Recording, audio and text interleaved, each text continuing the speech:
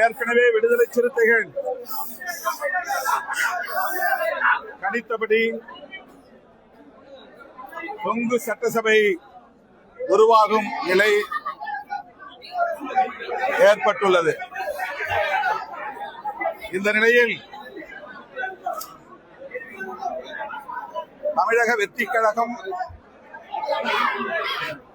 108 இடங்களில் வெற்றி பெற்று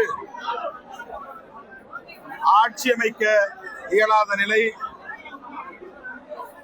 ஏற்பட்டுள்ளது.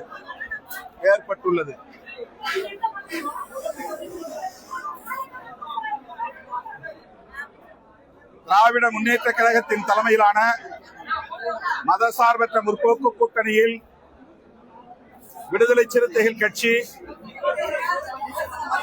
இடம்பெற்று 8 தொகுதிகளில் போட்டியிட்டது. 2 தொகுதிகளில் வெற்றி பெற்றோம். அதேபோல இடதுசாரி கட்சிகளும் தலா 2 இடங்களில் வெற்றி பெற்றன. இந்த நிலையில் இடதுசாரி கட்சிகளின் தலைவர்களும் விடுதலை சிறுத்தைகளும் முன்கூட்டியே கலந்து பேசினோம். மக்கள் நல கூட்டணி உருவான காலத்திலிருந்து கொள்கை அடிப்படையில்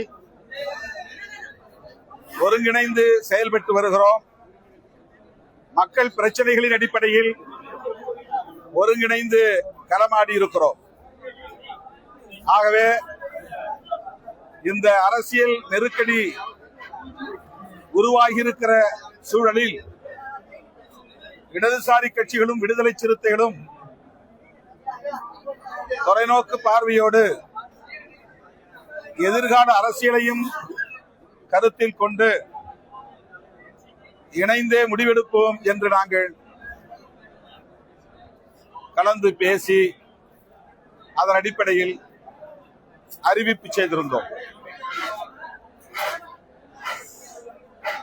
இடதுசாரி கட்சிகள் இந்திய கம்யூனிஸ்ட் கட்சி மற்றும் மார்க்சிஸ்ட் கம்யூனிஸ்ட் கட்சி ஆகிய இரு கட்சிகளும்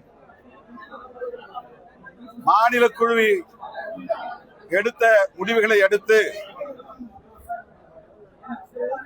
அந்த முடிவை ஒட்டி விடுதலை சிறுத்தைகளின் உயர்நிலை குழுவில் கலந்தாய்வு செய்து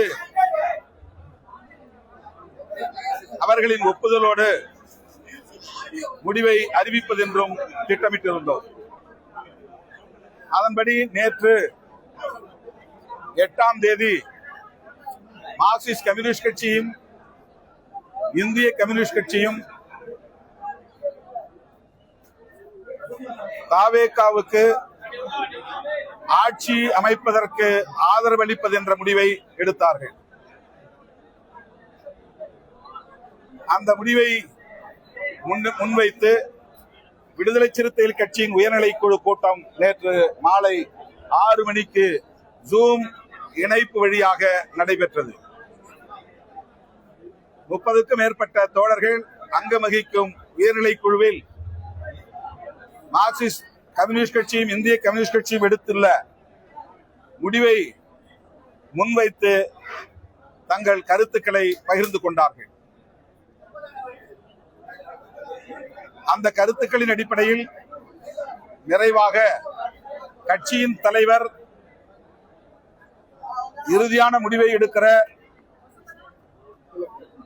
அதிகாரத்தை வழங்குகிறோம் என்று அந்த உயர்நிலை குழுவில் தீர்மானிக்கப்பட்டது. அதன் அடிப்படையில் தான் மீண்டும் இன்றைக்கு விடுதலை சிறுத்தைகள் கட்சியின் பொதுச் செயலாளர்கள் சட்டமன்ற உறுப்பினர் தோழர் சிந்தனை செல்வன், நாடாளுமன்ற உறுப்பினர் தோழர் ரவிக்குமார் ஆகியோரோடு நான் கலந்தாய்வு செய்து ஒரு முடிவை எடுத்தோம். அதன் அடிப்படையில் தாவேகாவுக்கு ஆதரவு கடிதத்தையும் வழங்கியிருக்கிறோம். தமிழ்நாட்டில் இந்த அரசியல் நெருக்கடியை பயன்படுத்தி குடியரசுத் தலைவர் ஆட்சி நடைமுறைக்கு வந்துவிடக் கூடாது, அதை தடுக்க வேண்டும் என்கிற அடிப்படையிலும் 108 இடங்களில் வெற்றி பெற்றும் ஆட்சி அமைக்க முடியாமல் ஒரு சிக்கலில் தவேக திணறிக் கொண்டிருக்கிற நிலையில் அவர்கள் ஆட்சி அமைப்பதற்கு விடுதலை சிறுத்தைகள் ஆதரவளிக்க வேண்டும் என்கிற அடிப்படையிலும் இந்த ஆதரவு நிலைப்பாட்டை நாங்கள் எடுத்திருக்கிறோம். அதாவது இரண்டே காரணங்கள். தவேக தலைவர் விஜய் ஆட்சி அமைப்பதற்கு விடுதலை சிறுத்தைகளின் நிலைப்பாடு தடையாக இருந்துவிடக் கூடாது என்பதும், குடியரசுத் தலைவர் ஆட்சி முறை நடைமுறைக்கு வந்துவிடக் கூடாது என்பதும் நாங்கள் விவாதத்தின் முடிவில் எடுக்கப்பட்ட நிலைப்பாடாகும். இடதுசாரி கட்சிகளின் நிலைப்பாட்டை ஒட்டி நாங்கள் எங்கள் நிலைப்பாட்டையும் எடுப்போம் என்று ஏற்கனவே நான் அறிவித்திருந்தேன். அதன் அடிப்படையில் விடுதலை சிறுத்தைகள் கட்சியும் ஆட்சி அமைப்பதற்கு மட்டும் எங்கள் ஆதரவை நல்கியிருக்கிறோம். வேறு எந்த நிபந்தனையும் இல்லை. வெளியிலிருந்து எங்கள் ஆதரவை நல்குகிறோம், அவ்வளவுதான்.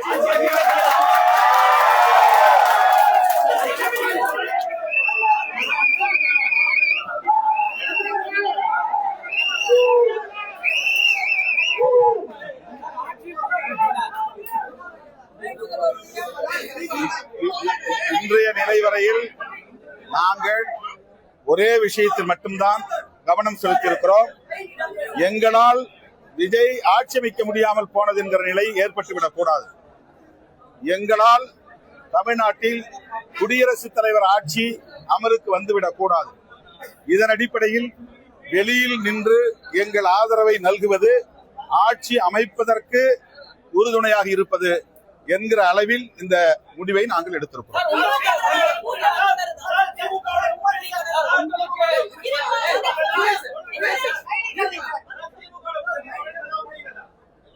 நாங்கள் திமுக தலைமையிலான மதசார்பற்ற முற்போக்கு கூட்டணியில் தான் இருக்கிறோம்.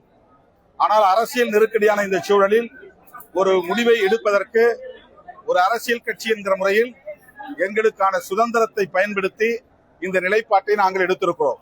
இது எந்த வகையிலும் எங்கள் உறவை பாதிக்கும் என்று நாங்கள் நம்பவில்லை. இந்த நிலைப்பாடு திரு விஜய் அவர்கள் ஆட்சி அமைப்பதற்கு உறுதுணையாக இருப்பது, குடியரசுத் தலைவர் ஆட்சி முறை வராமல் தடுப்பது, அவ்வளவுதான்.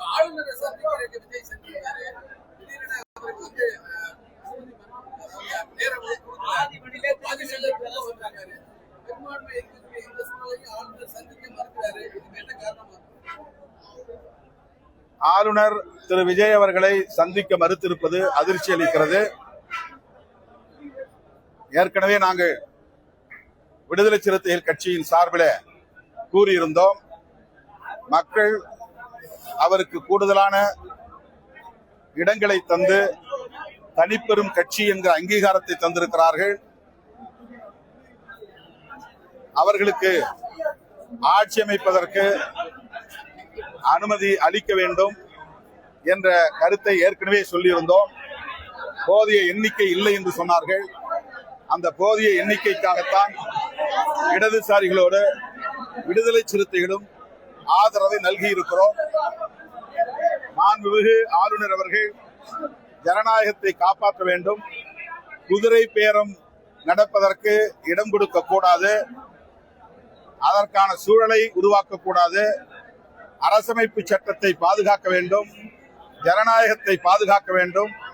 எனவே ஆட்சி அமைப்பதற்குரிய எண்ணிக்கைகள் அப்சல்யூட் மெஜாரிட்டி என்று சொல்லக்கூடிய 118 இடங்கள் இன்றைக்கு தவேகாவுக்கு உள்ளது.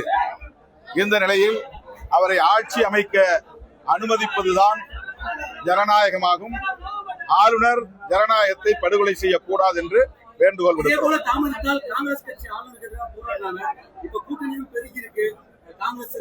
அடுத்து ஆளுநரை சந்தித்த பிறகு திரு விஜய் அவர்கள் கட்சியின் தலைமையகத்திற்கு வருவதாக சொன்னார். நான் அவரிடத்தில் வேண்டுகோள் வைத்தேன். பதவியேற்புக்கு பிறகு சந்திப்போம். இப்போதைக்கு அலுவலகம் வர வேண்டிய கட்டாயம் இல்லை. எனவே வர வேண்டாம் என்று நான் சொல்லிவிட்டேன். ஊடகங்கள் இங்கே காத்திருக்க வேண்டாம், கலைந்து செல்லலாம். எங்களுடைய தோழர் வீரபாண்டியன், தோழர் சண்முகம் 2 பேரையும் இங்கு வருவதாக இருந்தது. தோழர் சண்முகம் ஆளுநர் மாளிகைக்கு சென்றிருக்கிறார். வழிநெடுக போக்குவரத்து நெரிசல், அவர் வந்து சேர காலதாமதமாகலாம். தோழர் வீரபாண்டியன் எங்களோடு இருக்கிறார். அவர் சில வார்த்தைகளை சொல்வார்.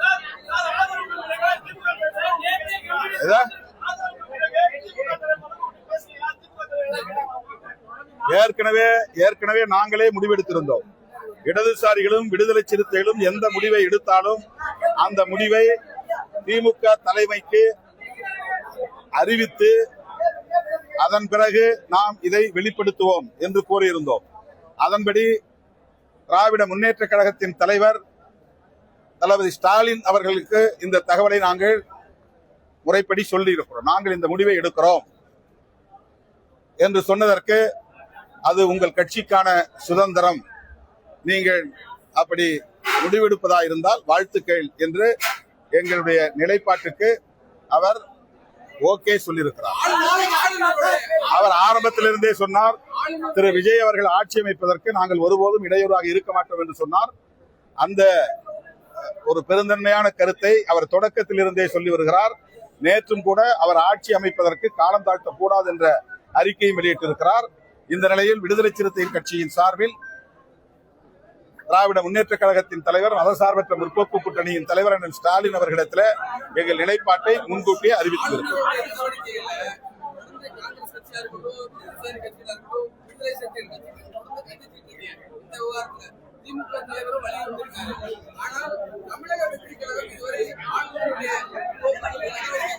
அது அவர்கிட்ட தான் நீங்க கேட்கணும். அது அவர்கிட்ட கேளுங்க. தோழர் வீரபாண்டியன் உங்களிடையே பேசுவார். தமிழக ஆளுநர் அரசியல் சாசன விழுமியங்களை மதித்து நடக்க வேண்டும், மக்கள் தீர்ப்புக்கு மதிப்பளிக்க வேண்டும். தமிழக வெற்றி கழகத்தின் தலைவரை அலங்கரிப்பது ஒரு கட்சியின் தலைவரை அலங்கரிப்பதல்ல. நமது முன்னோர்கள் நமக்கு வகுத்தளித்திருக்கிற அரசியல் சாசனத்தை, நாடாளுமன்ற முறைமைகளை அலங்கரிப்பது. எனவே இதை ஆளுநர் உணராவிட்டால் மக்களின் கொந்தளிப்புகளை அவர் உணர வேண்டிய காலச்சூழல் ஏற்படும். எனவே சட்டத்தின்படி அவர் நடந்து கொள்ள வேண்டும் என்று இந்திய கம்யூனிஸ்ட் கட்சியின் சார்பிலும் எங்கள் தோழமை கட்சிகளின் சார்பிலும் கேட்டுக்கொள்கிறோம். வணக்கம்.